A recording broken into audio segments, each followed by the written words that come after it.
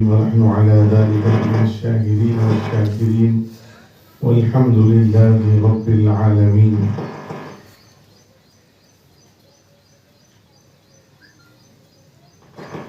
محترم علماء کرام اور اس مدرسے کے محترم صاحب اور حفاظ نظام اور ہماری دین شہر حاضرین اجلاس اور میری باپردہ بہنیں اور خواتین اور عزیز طالبات،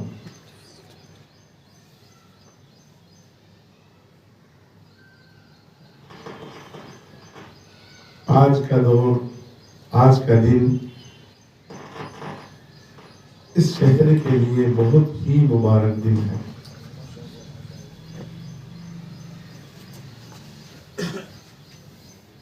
کیونکہ اس سرزمین پر، یہ پہاڑ کی سرزمین ہے جہاں پر ہم بیٹھ کر تلاوت کلام اللہ بھی کر رہے ہیں اور روایت حدیث رسول اللہ بھی کر رہے ہیں. اس پہاڑ کی نسبت اسی غار حرا سے جا ملتی ہے جہاں پر سب سے پہلی وحی اقرأ بسم ربک الذی خلق والی نازل ہوئی. وہ دور جہالت تھا، دور جاہلیت تھا. ایسے دور میں سب سے مقدس کتاب روئے زمین پر، پہاڑ پر، قلب رسول اللہ صلی اللہ علیہ وسلم پر نازل کی گئی اور اس کتاب نے پوری دنیا کے چہار دام میں ایسے نور کو بکھیر دیا کہ جس کی وجہ سے اس پہاڑ کو جبل نور بھی کہا جاتا ہے اور اس غار کو غار حرا کہا جاتا ہے. یہ ہمارا یہاں کا غار حرا ہے. اس پہاڑ پر ہم اس غار حرا کی یہاں نقل کر رہے ہیں. اللہ کے نبی صلی اللہ علیہ وسلم نے حضرت جبرائیل علیہ السلام کے واسطے سے غار حرا میں کلام اللہ کو پایا. آج ہم یہاں بیٹھ کر اسی انوار نبویہ کی تقسیم کر رہے ہیں اور یہاں جو طالبات آ رہی ہیں وہ انہی علوم نبویہ اور علوم قدسیہ کو حاصل کرنے کے لیے آ رہی ہیں. قابل مبارکباد ہے وہ لڑکیاں، وہ خواتین جو یہاں پر علم حاصل کر رہی ہیں. رسول اللہ صلی اللہ علیہ وسلم کو نبوت ملنے کے بعد اور ان آیات کے نزول کے بعد سب سے پہلے جو شاگرد تھے وہ حضرت خدیجہ الکبریٰ رضی اللہ تعالی عنہا. تو اسی طرح یہاں پر سب سے پہلے ان کتابوں کو پڑھنے والی خواتین ہی ہیں. اس سے اندازہ لگتا ہے کہ خواتین کا مقام اسلام میں کس قدر بلند ہے.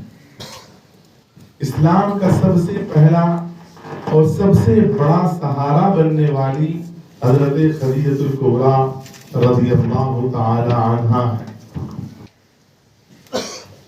اللہ نے اسلام کو جو مضبوط اور طاقتور دین ہے، رہتی دنیا تک باقی رہنے والا دین ہے، اس دین کو سب سے پہلے مدد بخشی تو وہ ایک کمزور صنف نازک کے ذریعے حضرت خدیجہ الکبریٰ رضی اللہ تعالی عنہا کے توسط سے.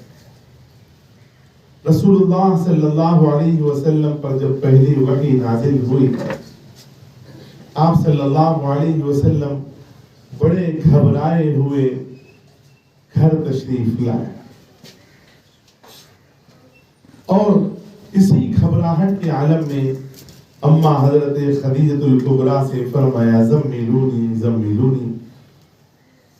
کب کبا رہے تھے کیونکہ حضرت جبرائیل کو دیکھنا اور حضرت جبرائیل کا نبی پاک صلی اللہ علیہ وسلم کو سینے سے لگا کر بھینچنا اور دبوچنا اور اس کو نبی کریم صلی اللہ علیہ وسلم کا برداشت کرنا کوئی معمولی بات نہیں ہے۔ حضور صلی اللہ علیہ وسلم نے جب نبوت کا اعلان کیا تھا، مکہ میں ایک بڑا پہلوان تھا جس کا نام تھا رکانہ۔ اتنا بڑا پہلوان تھا کہ اس سے کوئی کشتی میں جیت نہیں سکتا۔ جب رسول اللہ صلی اللہ علیہ وسلم کی نبوت کی بات آئی تو لوگوں نے کہا کہ آپ نبی ہیں تو رکانہ سے لڑائی اور کشتی جیت کر دکھائیں۔ ان جاہلوں کو یہ پتا نہیں تھا کہ نبی کیا ہے، پہلوانی کیا ہے۔ نبی کریم صلی اللہ علیہ وسلم نے یہ دعویٰ نہیں کیا تھا کہ میں پہلوان ہوں۔ پہلوان کا مقابلہ پہلوان سے ہوتا ہے۔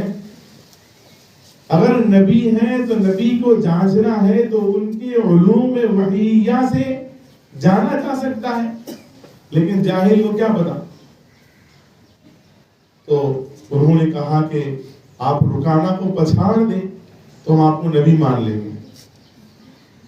اگر ہم سے کہیں کہ بھئی ہم آ کر کہیں کہ بھئی ہم عالم ہیں، ہم پڑھائیں گے، آپ بولیں گے پہلوان ہے جاؤ سے اس سے لڑو، ہم تو بھاگ جائیں گے یہاں سے۔ بھئی ہم پہلوان تھوڑی ہیں، ہم نے کشتی میں وقت تھوڑی لگایا ہے، ہم تو قرآن و حدیث میں لگایا ہے۔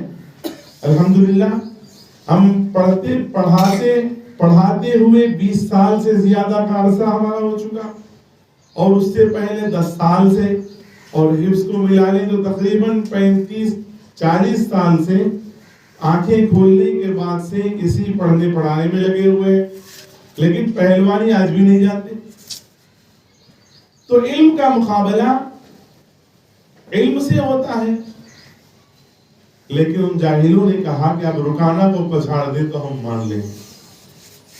رسول اللہ صلی اللہ علیہ وسلم نے رکانہ سے مقابلہ کیا، پہلے ہی جھٹکے میں رکانہ پہلوان کو پچھاڑ دیا۔ رکانہ نے کہا کہ نہیں، میں بے فانی میں تھا، ابھی پوری طرح تیار نہیں تھا، دوبارہ مقابلہ کرتے ہیں۔ آپ صلی اللہ علیہ وسلم نے دوبارہ جھٹکا دیا اور ایک ہی جھٹکے میں اتنے بڑے پہلوان کو پچھاڑ دیا۔ پھر کہا کہ نہیں اب اور ایک مرتبہ اب صحیح کا سچو کا۔ پھر تیسری مرتبہ رسول اللہ صلی اللہ علیہ وسلم نے ایک ہی جھٹکے میں اسے پچھاڑ دیا۔ علماء نے لکھا ہے، علامہ شبیر عثمانی صاحب رحمت اللہ علیہ نے تفسیر میں یہ لکھا ہے کہ رسول اللہ صلی اللہ علیہ وسلم کے اندر اللہ نے جو طاقت عطا فرمائی تھی، جنتی 40 مردوں کے برابر طاقت تھی، اور جنتی ایک مرد کی طاقت دنیا کے 100 مردوں کے برابر ہوگی۔ تو کتنے مردوں کے برابر ہوگی بھائی؟ 4000 مردوں کے برابر طاقت۔ اکیلے آپ صلی اللہ علیہ وسلم کے اندر طاقت 4000 مردوں کے برابر تھی۔ ایسے مرد جبرائیل کے دبوچنے پر بھیجنے پر تھرا رہے ہیں، لرزہ برندام ہے، کانپنی چھٹی ہے۔ یہ بشری تقاضا ہے۔ یہ نہیں کہا جا سکتا کہ نبی کیسے کانپے، تو نبی تو بشر ہے نا۔ تو گھر میں آ کر کس سے کہتے ہیں؟ اپنی زوجہ محترمہ سے کہتے ہیں، خدیجۃ الکبریٰ رضی اللہ تعالی عنہا سے، زمیلونی زمیلونی، مجھے چادر اڑاؤ، مجھے چادر اڑاؤ، سردی ہو رہی ہے، پریشان ہے۔ اما جان حضرت خدیجۃ الکبریٰ رضی اللہ تعالی عنہا نے انہیں چادر اڑایا اور حال چال معلوم کیا کہ سرکار خیر تو ہیں، کیا معاملہ پیش ہے؟ حضور صلی اللہ علیہ وسلم نے فرمایا کہ میرے پاس ایک فرشتہ آیا تھا، ایسے ایسے حالات پیش آئے۔ پھر وہ اپنے چچا زاد بھائی کے پاس لے جاتی ہیں اور پورا واقعہ بخاری میں آگے حدیثوں میں آئے گا۔ بہرحال سب سے پہلے دلاسا دلانے والی حضرت خدیجۃ الکبریٰ رضی اللہ تعالی عنہ ایک عورت ہے جو اسلام کا سب سے پہلا اور سب سے بڑا سہارا بنی۔ کمزور اور صرف نازک ہونے کے باوجود اللہ نے اسلام کو تقویت بخشی ہے خاتون سے۔ اس سے پتا چلتا ہے کہ اسلام کو خواتین کی بڑی سخت ضرورت ہے. اسلام پھیلتا ہے خواتین سے، اسلام نسلوں میں آتا ہے خواتین سے. علماء نے لکھا ہے کہ حضرت ہود اور حضرت نوح یہ دونوں انبیاء علیہ السلام نے دعوت کا بڑا کام کیا. حضرت نوح علیہ السلام 950 برس تک انتھک دعوت کا کام کیا. معمولی کام نہیں کیا. صبح شام دعوت دیتے رہے. لیکن وَلَمْ يَكُنْ لَهُمْ دُعَائِي إِلَّا فِرَارًا، جب بھی بلاتے تو بھاگنے کا ذریعہ بنتے اور بھاگ جاتے اور کانوں میں انگلیاں ٹھونس لیتے. 950 برس کے بعد بھی چند لوگ ایمان لائے. حضرت لوط علیہ السلام بھی دعوت کا کام کیے، ان کی دعوت سے بھی چند لوگ ایمان لائے. کیوں؟ ایسا کیوں؟ حضور صلی اللہ علیہ وسلم نے 23 برس ہی دعوت پر کام کیا. نبوت کے بعد سے لاکھوں لوگ اسلام میں داخل ہو گئے. جب آپ حجۃ الوداع میں شریک ہوئے ہیں، حج فرمائے ہیں، تو 1.25 لاکھ انبیاء 1.25 لاکھ صحابہ کرام موجود ہیں آپ کے ساتھ 23 سال کے قلیل عرصے میں. اور یہاں 950 برس کی دعوت کے باوجود بھی چند ہی لوگ ایمان لائے. اس کی وجہ کیا ہے؟ علماء نے لکھا ہے کہ ان دونوں حضرات، حضرت نوح اور حضرت لوط علیہ السلام، ان دونوں کی بیویاں کافر تھیں.